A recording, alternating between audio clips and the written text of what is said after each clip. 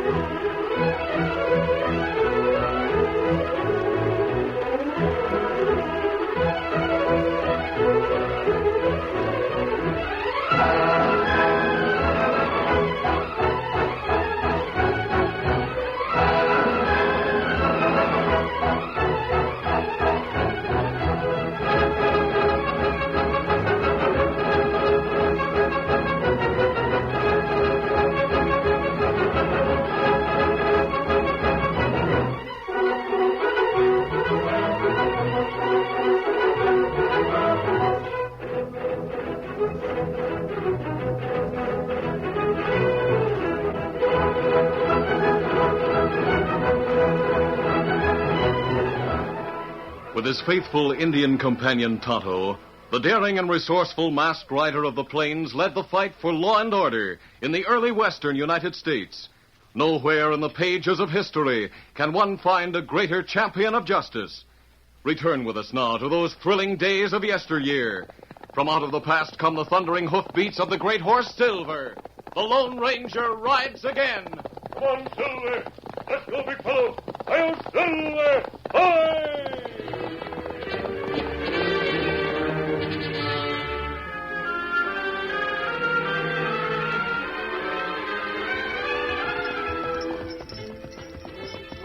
Two men rode along the trail toward Hilltown.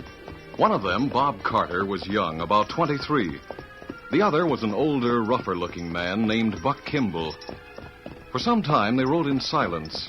Then Buck spoke. You seem to be doing a lot of thinking, Bob. What's on your mind? I'm thinking of the 2 years I just spent in territorial prison, for one thing. Yeah, you better try to forget that, fella. That's easy to say. How can I forget it when I was sent there for something I didn't do? I was your cellmate for those 2 years, but you never did say what you were in for. I just didn't want to talk about it then. Want to tell me now? Sure, why not? It happened this way. A little over 2 years ago, I got a job at the express office in Hilltown. Working under an hombre named Sid Bruder, who was the express agent. I was green at the job, and I just did what I was told. Then what? Well, I didn't trust Bruder much. He went to the cafe a lot and gambled all the time. One day he come into the express office, and taking a lot of loose papers from his desk, he brought them over to my desk. Say, Carter, I have something here I want you to do. All right, Mr. Bruder, what is it, sir? Well, I've been keeping the record of accounts in these loose sheets. The company's sending an investigator out this way. He comes every once in a while. I want things to be ship-shape for him when he gets here. I see. Now, here's the company account book the records are supposed to be kept in. Uh-huh.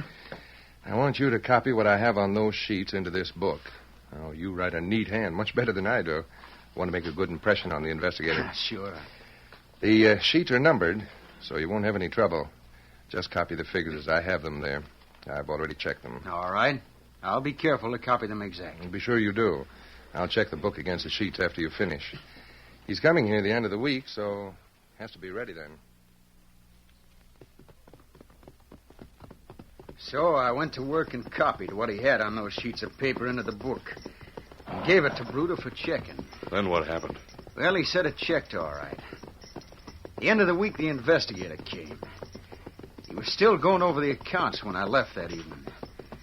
Next morning, when I went to the office, he and Bruder were already there. And so was the sheriff. The sheriff? Yeah. What for? I didn't think anything of it when I went in. But it wasn't long before I found out what was up.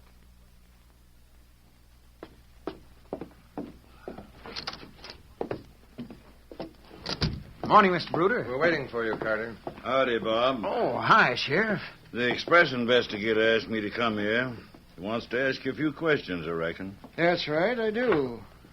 Carter, is this your handwriting in this account book? Oh, yes, sir. I copied everything just like I was supposed to. Copied everything? I guess Carter means the way bills and so forth. Mr. Bruder checked the book, sir, and said it was all right. Yes, I told you, Mr. Simmons. I checked the account book against the way bills that Carter gave me and found that it tallied. I see. But it doesn't tally with the other half of the way bills that I brought with me. I've gone over everything here carefully, but... But what? I guess I don't savvy all this. You will, Carter. Mr. Bruder told me that you insisted on keeping the account book, and he let you do it because of your neat handwriting. Insisted? Now, look, mister, he come to me and told me to copy the accounts, and that's what... I knew he'd try to get out of it. What do you mean by that? The accounts in this office are short over $1,000, Carter. It's evident that you destroyed some of the way bills so as to make the accounts check. I've asked the sheriff to take you into custody. I'll sign a warrant for the arrest on the charge of theft from the express office. I'll have to take you in, Bob, so you might as well come along quiet-like. But I didn't steal anything from the express company, I tell you. It's a frame-up, that's what it is. I didn't do it. Well, in spite of what I said, they wouldn't believe me. I was given a trial and sentenced to 2 years in territorial. That's my story. Huh. The dirty coyote Bruder framed you, all right. Yeah, he did. And now I'm going to get back at him.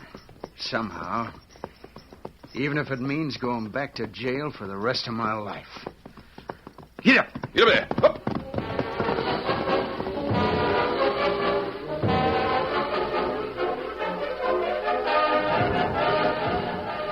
Meantime, the Lone Ranger and Tonto had made camp in the hills outside of Hilltown. Tonto, who had gone to town for supplies, returned and reined up at the campsite. Oh, Scout. Oh, fella. Scout. Easy. Well, Tonto, any news in Hilltown? Me see hombre in cafe. Big, heavy set. Have scar on left cheek. Him called Buck. Oh, what about him? Well, him fella we meet some time go. Him have gang. Him go to jail when you catch gang. That sounds like Buck Kimball, who robbed the stage near Stockton with his gang 3 years ago. That same fella. Me remember now. He must have just been released from prison. Me hear him say that. Me go into cafe, him at table in corner with other feller. Me listen, hear what them say. I'm sure glad to meet up with you again, Jose. I just finished a stretch in territorial. Rode right over here to find you. See, Senor Buck. I waited several days since I get your letter. You have plans, no? Well, I didn't have anything definite, but I think I have something good now. You see, I rode over here with a fella I met in prison. He's waiting at that cabin we had along the river. I come in for supplies and to meet you. And what about this hombre you speak of, senor? Well, he's sort of a greenhorn at things, Jose. Claims he was framed in the territorial, that he's going to get even. So? Well, it gave me an idea. Folks around here will know he's due to get out. And at his trial, he claimed he was framed and he'd get even. And just what is his idea, Senor Buck? Maybe we can even that score for him and get away with a good lot of money. Leaving a certain party to take the blame again. Yeah, he'd sure go loco having the same thing happen twice. Like going to prison again for something he didn't do, huh? Oh, it would be very funny, senor. Very funny. Tell me more about what it is you intend to do. Not here. Let's go somewhere else where we can talk private. See, we'll ride to the place where he's waiting. As we ride, you can tell me of your plans, Senor Buck. Let us go. Them leave cafe and ride out of town on East Trail. Me get supplies, come back to camp. I see. I wonder who the fellow is that Buck Kimball plans to frame. Well, me not know, Kimasabi. After supper, I'll put on a disguise, then we'll ride into town. We might be able to find out if he really was framed before. Perhaps he'll need a little help to outsmart Kimball.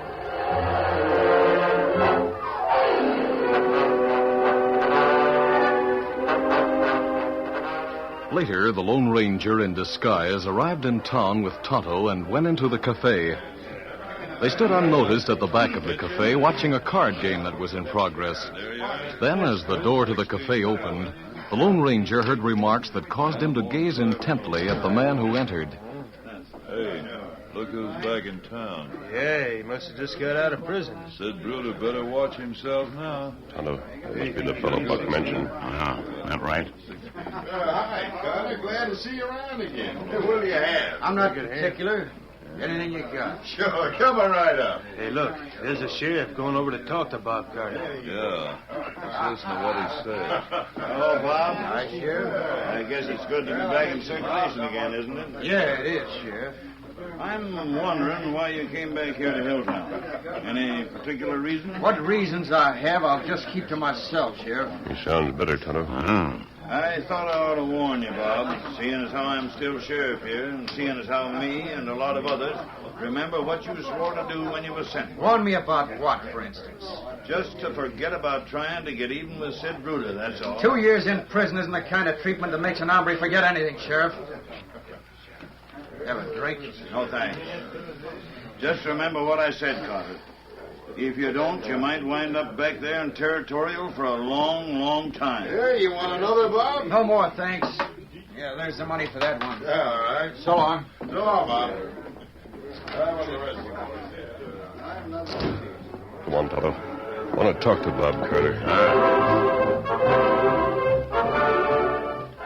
Leaving the cafe behind Bob Carter, the Lone Ranger stood just outside the door until he rode away. There he goes, Tonto. Come on. Easy, big foot. Easy, Scout. Easy, fella. Come on, Silver. Get him up, Scout. We'll follow him at a distance until we get well out of town. I don't want anyone to see us talking to him. I'll put my mask back on now. Moon plenty bright tonight. It's easy to keep feller in sight. He's riding pretty hard, Tonto. You better hurry a bit. Come on, Silver. Get him up, Scout.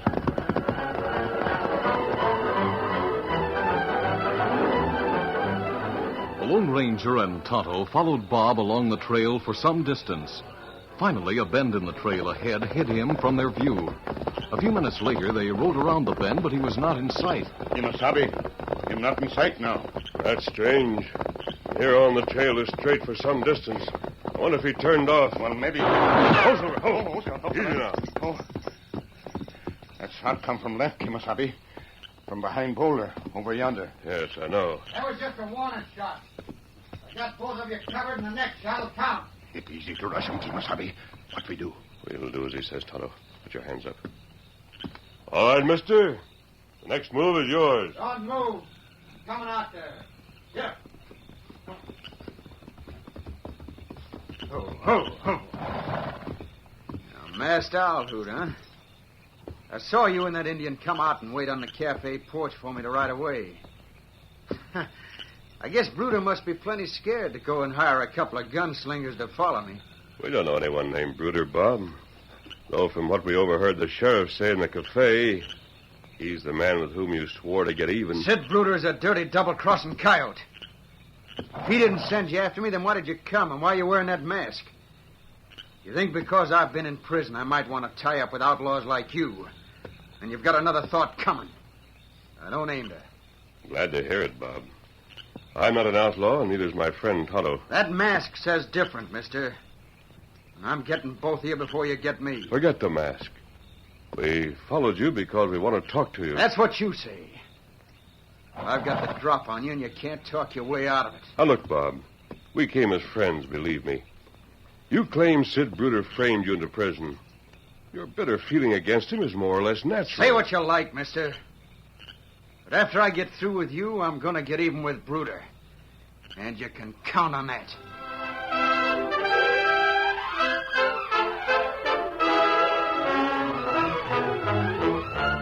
The curtain falls on the first act of our Lone Ranger story. Before the next exciting scenes, please permit us to pause for just a few moments.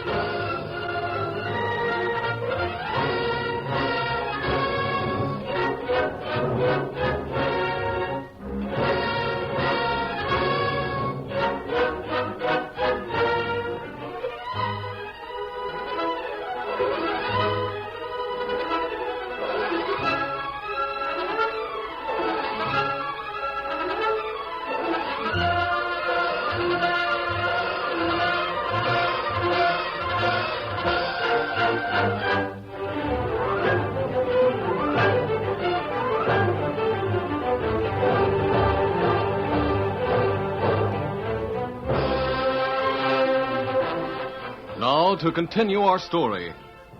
Bob Carter got the drop on the Lone Ranger and Tonto as they rode along the trail. Thinking they were sent to kill him by Bruder, Bob was bitter and unreasonable. The Lone Ranger wanted to avoid gunplay with Bob, and in spite of the tense situation, spoke again to him in a calm voice. You're not the killer type, Bob. You've said you'll get even with Bruder. That's what you've told everybody. What of it? Because of that statement, you're liable to be framed into prison again. What do you mean by that? Before I tell you anything, Bob, I want to make sure of your next move. Tell me, did you know Buck Kimball in prison? Buck Kimball? Well, yeah, why? Did he ever tell you how he got there? Sure. He and his gang were caught by some hombre wearing a mask and riding a white stallion. An hombre working on the side of the law named... Hey, that mask you're wearing, that white stallion. Are you the... Yes, Bob. I'm the one Kimball told you about. Well, I'll be doggone. I guess I don't need this gun, then. Sorry I shot at you, mister. Well, that's all right. Will you come with us to our camp where we can talk? I'll tell you what we found out, and we can make some necessary plans. How about it, Bob? All right, sure. I'll go along with you. Good enough. Maybe that if we plan well and move fast enough, we'll not only save Sid Bruder's life, but also save you from being blamed for his murder. Come on, Silver. Come on, get up now.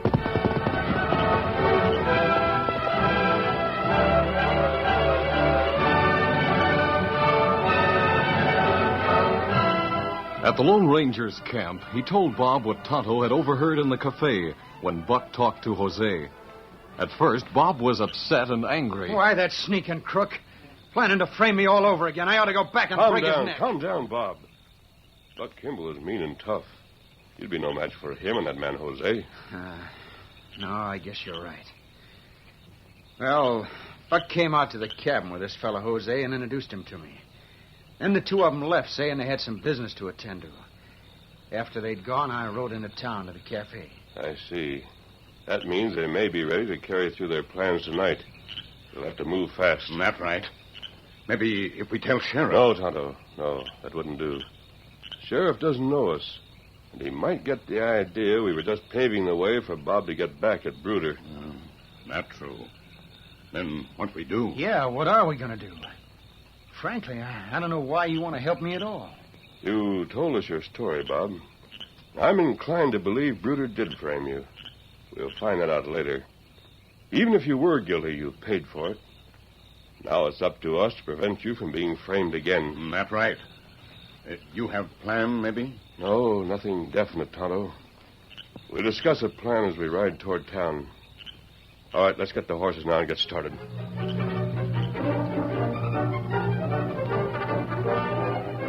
Meantime, the sheriff went to Sid Bruder's room at the hotel.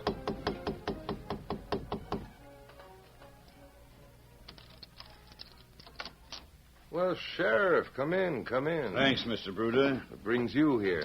I came to warn you that Bob Carter's back in town. Got out of jail this week. Bob Carter, huh? Yeah, I'd forgotten about him. That's too bad. A nice-looking young fellow like Carter turned out to be an embezzler. Yeah, that's right. But what I come here for was to remind you of what he swore to do when he was sentenced. That he'd get even with you. Oh, that. I'm not worried about it. Well, you better think about it. Because I got the impression he meant what he said. Like I told you, he's here in town now. Well, thanks for warning me, Sheriff. I'm going down to the express office shortly, and I carry a gun, so I won't get upset over a weakling like Bob Carter. Maybe I ought to go along with you. Oh, no need for that. Yeah, just as you say, but I'll sort of keep my eyes peeled just in case. I'll be getting along now. So long, Mr. Bruder. Good night, and thanks for coming over, Sheriff. Don't worry about me. I'll take care of myself.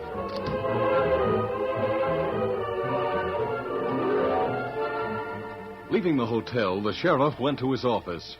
A short time later, one of his deputies entered hurriedly. Sheriff, I found out something. What's up, Hank? What you so excited about? I trailed that hombre Bob Carter from the cafe a while ago, just like you told me to. Well, where'd he go? He started out of town, followed by two other hombres. On the way, one of the other hombres put on a black mask. They met up with Carter. I got around the bend in the trail just in time to see them ride away together. Then what? They went to where the masked man and the other one, an Indian, was camping out. After talking a while, they headed back toward town. I lit out by a shortcut and came to tell you. By golly, I'll bet Carter tied up with a couple of outlaws so as to get back at Sid Bruder. Get some men together. We'll ride out and grab them before they can do any harm. Hurry up. Right, Sheriff.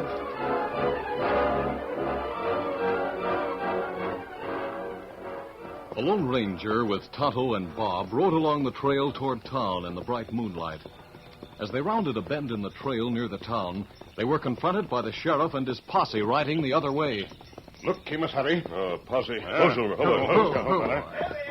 Keep your guns handy, men. We got all three of you covered, so don't try to go for your guns. There's no reason for us to use guns, Sheriff. Carter, I suspected you'd try something tonight. I had a deputy follow you. And he told me about you tying up with these two outlaws. You got everything wrong, Sheriff. I'm not fixing to pull anything, and these hombres aren't outlaws like you think. Whatever you might say don't make any difference.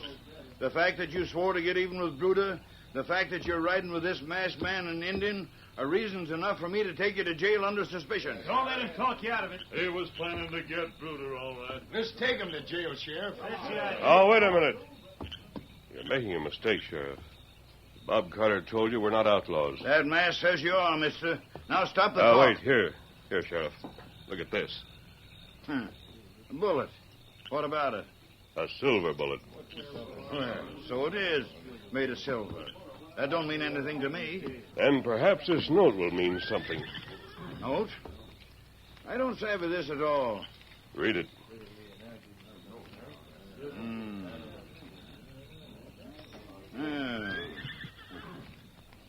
Signed, Henry Drew, United States Marshal, Pecos.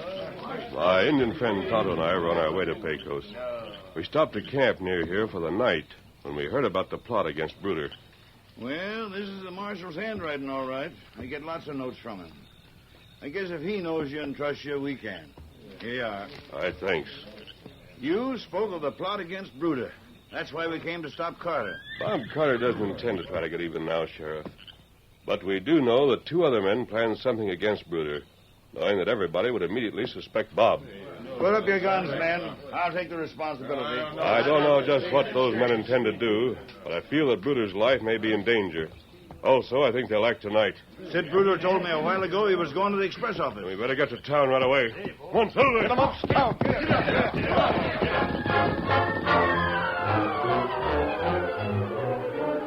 A short time later, Sid Bruder was going over papers at his desk in the express office when the door opened and Buck and Jose entered. Well, what can I do for you, men? The first thing you can do is to open the safe, mister. Now, see, it's not good to argue, senor. Hurry up, get to the safe. All right. Go on, open it. Well, I am. There. Good. Get the stuff out of there, Jose. See, senor. So there's plenty gold here. Yeah, we hit just at the right time, seems like. 3 bags of it. Put 2 of them in my pockets, Jose. There they are. These other one I will carry. Well, all right. Now that you robbed the safe and got that gold, why don't you leave? And have you run to the sheriff? No, mister. We ain't that loco. Well, what are you going to do?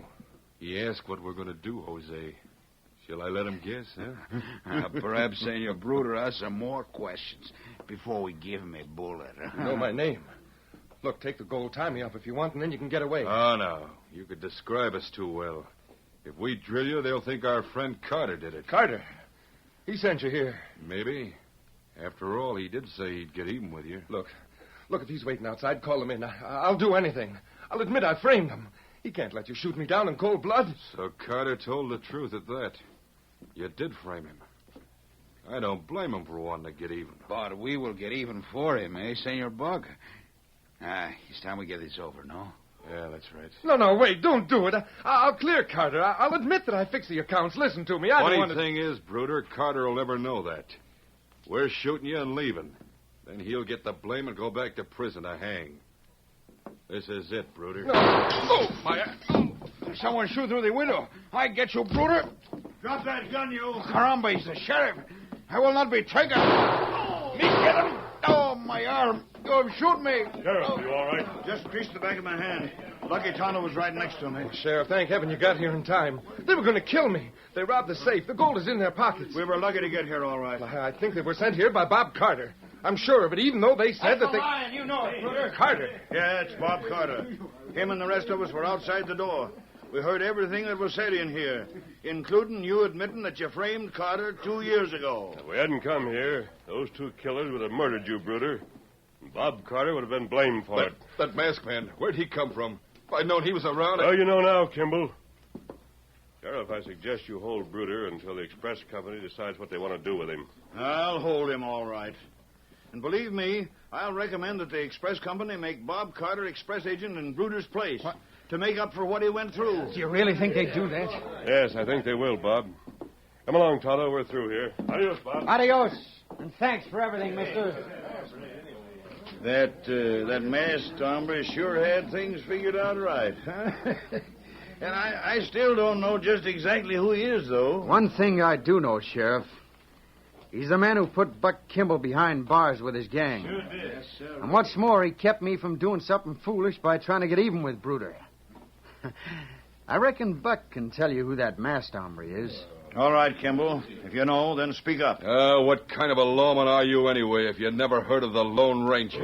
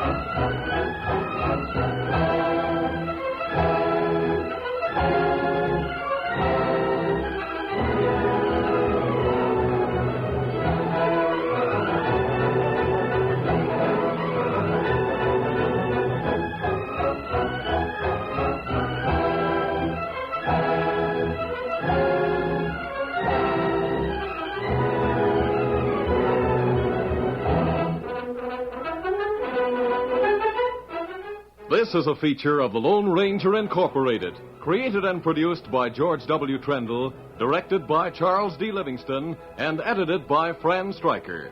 The part of the Lone Ranger is played by Brace Beamer.